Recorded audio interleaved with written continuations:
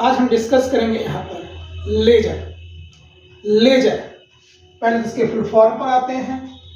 Laser का full form है हमारा light amplification of stimulated emission of radiation. तो लेजर को समझने के लिए सबसे पहले हम डिस्कस किस पे करेंगे कि what is the emission of radiation and then what is the stimulated emission of radiation, जो कि उसी का एम्प्लीफिकेशन ही हमारा क्या कहलाएगा, लेजर कहलाएगा। तो चलिए सबसे पहले हम डिस्कस करते हैं इमिशन ऑफ रेडिएशन। इमिशन उत्सर्जन की अगर हम बात करें तो जैसा कि हमें मालूम है कि कोई भी मटेरियल कंसिस्ट होता है by the number of atoms. Atoms जो मटेरियल है वो अपनी एक नॉर्मल स्टेट होता है जिस टेम्परेचर पर अगर उस बॉडी को हम हीट करेंगे, मतलब किसी तरीके से उसको एनर्जी देंगे, तो होता क्या है कि वो एनर्जी को एब्जॉर्ब कर लेगा वो मटेरियल। तो एनर्जी एब्जॉर्ब करने का केस क्या कहलाता है कि जब हमारा एटम एनर्जी एब्जॉर्ब कर रहा है तो एटॉमिक लेवल में हम कहेंगे कि जो उसके एटम है वो लोअर एनर्जी स्टेट से हाई एनर्जी स्टेट में जाते हैं। इस घटना को हम क्या कहते हैं, एब्जॉर्प्शन ऑफ रेडिएशन कहते हैं। अब एब्जॉर्प्शन ऑफ रेडिएशन की बात तो हमने की। अब इमिशन क्या होगा, तो इमिशन कहता है कि जब भी कोई एटम एक्साइटेड स्टेट में हो, वही एब्जॉर्प्शन के कारण जब भी वो एक्साइटेड स्टेट में हो तो एक ऐसी घटना, जैसे ये आपको यहाँ दिख रहे हैं, हमने यहाँ दो एनर्जी स्टेट दिखाए हुए हैं। वन हमारा क्या है, लोअर एनर्जी स्टेट है, अपर हमारा क्या है, हाई एनर्जी स्टेट है। क्योंकि बात हमारी इमिशन ऑफ रेडिएशन की हो रही है तो उस केस में हमने कहा कि एटम किस स्टेट में हो, एक्साइटेड स्टेट में हो। तो हमारा ये हाई एनर्जी स्टेट है और ये देखिए हमने यहाँ पर ये एटम दिखाया हुआ है जो कि एक्साइटेड स्टेट में है। तो कहता है कि एक ऐसी घटना, एक ऐसा फिनोमिना जिसमें ये एटम मूविंग बैकवर्ड यूज कर रहे हैं, जो कि पहले ये नॉर्मल स्टेट में ही था, एब्जॉर्प्शन के कारण एक्साइटेड में गया है। तो वही हमने कहा एक ऐसी घटना जिसमें एटम हायर से लोअर में लौटे और इसके लौटने के कारण क्या होगा, जो इनके बीच का एनर्जी डिफरेंस है उतने की बराबर की एनर्जी ये रेडिएट करेगा in the term of photon. यहां पे ये जो हमने बनाया हुआ है ये फोटोन दर्शा रहा है, यहां पर in the term of photon वो इमिट होगा। तो इसी घटना को हम क्या कहते हैं, इमिशन ऑफ रेडिएशन कहते हैं। ठीक, तो दैट इज ए फिनोमिना जिसमें एटम हाई एनर्जी स्टेट से लोअर एनर्जी स्टेट में लौट आए, बैक लौटे और इमिट करे रेडिएशन ऑफ फोटोन। वो घटना हमारी क्या कहलाएगी, इमिशन ऑफ रेडिएशन कहलाएगी। ये इमिशन ऑफ रेडिएशन ये दो प्रकार के होते हैं। पहला स्पॉन्टेनियस इमिशन ऑफ रेडिएशन, दूसरा स्टिमुलेटेड इमिशन ऑफ रेडिएशन, जो कि आप देख रहे हैं लेजर में लास्ट का 3 टर्म हमारा क्या है। पहले हमने डिस्कस किया इमिशन ऑफ रेडिएशन, अब हम आएंगे पूरे इस टर्म पर स्टिमुलेटेड इमिशन ऑफ रेडिएशन पर। तो पहले अगर हम बात कर रहे हैं यहां पर स्पॉन्टेनियस प्रोसेस और स्टिमुलेटेड प्रोसेस, पहले इन प्रोसेस को समझते हैं। स्पॉन्टेनियस कहते हैं स्वतः, अपने आप, जो घटना अपने आप हो रही हो, स्वतः हो रही हो, बगैर किसी दबाव प्रभाव के हो रही हो, वो हमारा क्या कहलाएगा, स्पॉन्टेनियस कहलाएगा प्रोसेस। और जो किसी प्रभाव में हो रही हो, किसी दबाव में हो रही हो, वो हमारा क्या कहलाएगा, स्टिमुलेटेड प्रोसेस कहलाएगा। जैसे आपकी एग्जाम की तैयारी चल रही हो, अगर आप स्वतः अपने मन से पढ़ रहे हो तो वो प्रोसेस कैसा है, स्पॉन्टेनियस प्रोसेस है। लेकिन अगर आप एग्जाम के दबाव में या घर वालों के दबाव में पढ़ रहे हैं तो वो आपका कैसा प्रोसेस है, स्टिमुलेटेड प्रोसेस है।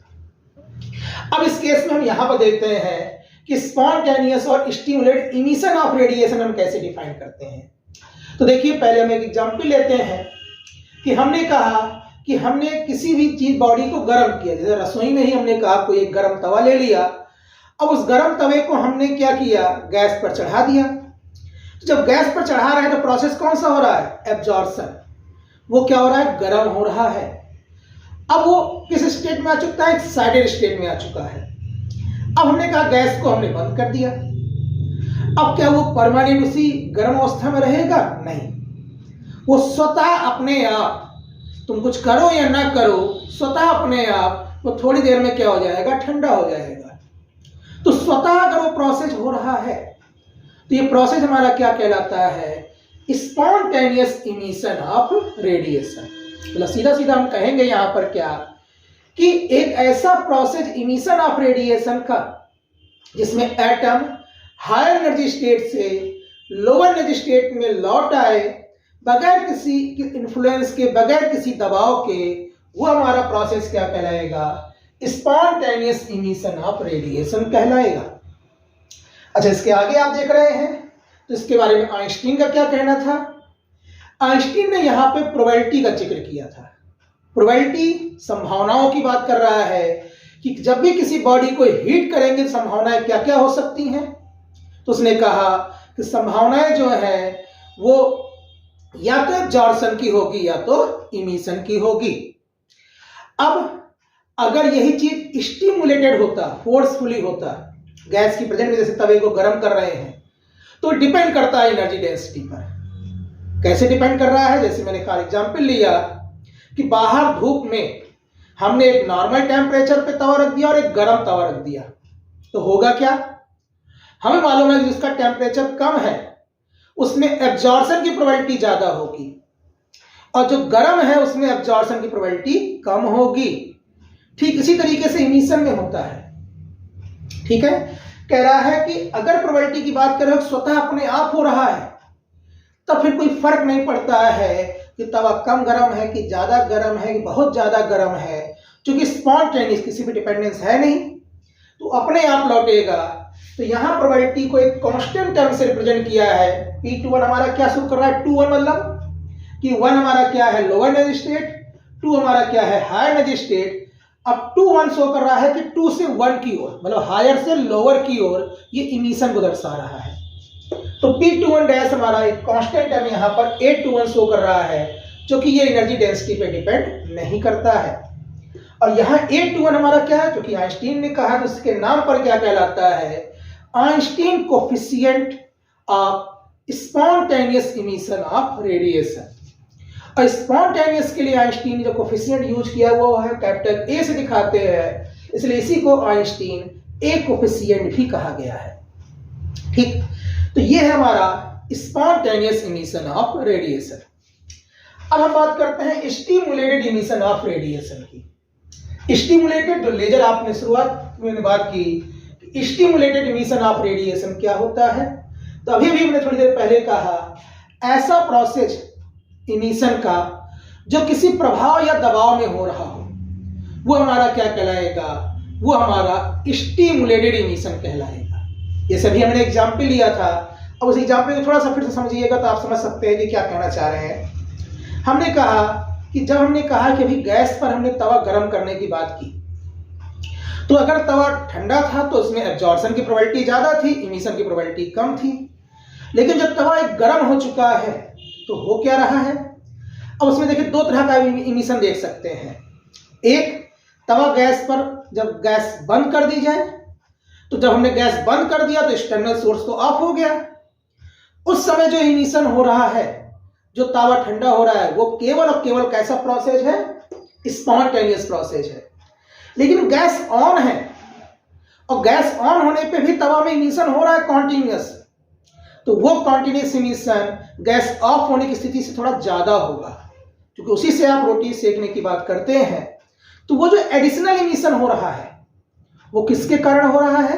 वो गैस के ऑन होने के कारण फोर्सफुली इमिशन हो रहा है। और फोर्सफुली इमिशन कहलाएगा, किसी प्रभाव में कहलाएगा, तो वो क्या कहलाएगा? स्टिमुलेटेड इमिशन ऑफ रेडिएशन कहलाएगा। ठीक है, तो स्टिमुलेटेड इमिशन ऑफ रेडिएशन की अगर हम बात कर रहे हैं इसी फिगर में, तो देखिए ये स्वतः अपने आप लौटा था तो स्पॉन्टेनियस था। अब कह रहा है कि ये हाई एनर्जी स्टेट में है, तवा गर्म है, उस समय भी गैस ऑन है, मतलब कि उस समय हमने हाई एनर्जी स्टेट में रेडिएशन इंसिडेंट किया, और उसके कारण अगर ये हायर से लोअर में आ रहा है तो क्या हो जाएगा? यहां पर एक तो जो हमने इंसिडेंट किया, ये खुद तो एब्जॉर्ब हुआ नहीं, क्योंकि एब्जॉर्ब होता तो ये लोअर से और हायर में चला जाता, लेकिन एब्जॉर्ब नहीं हुआ, वो तो बचेगा ही बचेगा। और जिसके लौटने के कारण इमिशन होगा, तो यहां पर आप देख रहे हैं प्रोसेस में कि हमने इंसिडेंट एक फोटोन दिखाया हुआ, यहां जस्ट डबल हो गया है। तो स्टिमुलेटेड इमिशन की बात इसीलिए कर रहे हैं क्योंकि स्टिमुलेटेड इमिशन में क्या हो रहा है, फोटोन रेडिएशन जस्ट मल्टीपल हो रहा है, उसी को हम कहते हैं कि क्या होता है, एम्प्लीफिकेशन हो रहा है। इसलिए लेजर का जो बेसिक प्रिंसिपल है, जो इसेंशियल है, वो है कि स्टिमुलेटेड इमिशन होना चाहिए। साथ ही साथ जो इमिशन हो रहे हैं ये आपस में कोहेरेंट भी होते हैं, ठीक है। तो लेजर बीम एक कोहेरेंट बीम भी है, एम्प्लीफिकेशन भी हो रहा है, तो वो हमारे रिक्वायरमेंट क्या है, हमारी रिक्वायरमेंट है स्टिमुलेटेड इमिशन ऑफ रेडिएशन। चलिए आगे हम डिस्कस करेंगे कैसे, लेकिन अभी हम यहाँ पे प्रोबेबिलिटी की बात कर रहे हैं। तो कह रहा है प्रोबेबिलिटी तो यहाँ पर एनर्जी डेंसिटी पे डिपेंड करेगी। कैसे? कह रहा है अगर यही एटम लोअर में होता तो प्रोबेबिलिटी हमारी एब्जॉर्प्शन की ज्यादा होती है। तो तवा अगर ठंडा है तो इमिशन थोड़े करेगा, एब्जॉर्ब करेगा। तो एब्जॉर्प्शन की प्रोबेबिलिटी ज्यादा है, वो भी एक प्रकार का स्टिमुलेटेड प्रोसेस ही है। लेकिन अगर तवा गर्म है तो स्टिमुलेटेड इमिशन की प्रोबेबिलिटी ज्यादा होगी। इसका मतलब प्रोबेबिलिटी डिपेंड कर रही है स्टिमुलेटेड इमिशन की किसकी, एनर्जी डेंसिटी पर, कि ज्यादा से ज्यादा एटम लोअर एनर्जी स्टेट में अगर है तो एब्जॉर्प्शन की प्रोबेबिलिटी ज्यादा होगी, ज्यादा से ज्यादा एटम हाई एनर्जी स्टेट में है तो इमिशन की प्रोबेबिलिटी ज्यादा होगी। तो वही हमने कहा कि P21 डबल डैश प्रोपोर्शनल है किसके, U, स्मॉल u जो है यहाँ पर एनर्जी डेंसिटी को रिप्रेजेंट कर रहा है। चूंकि एनर्जी रेडिएशन की है, प्लांक के अकॉर्डिंग मालूम है कि h न्यू होती है, तो हमने वही दिखाया हुआ है यहाँ ब्रैकेट में कि वो फंक्शन किसका है, न्यू का।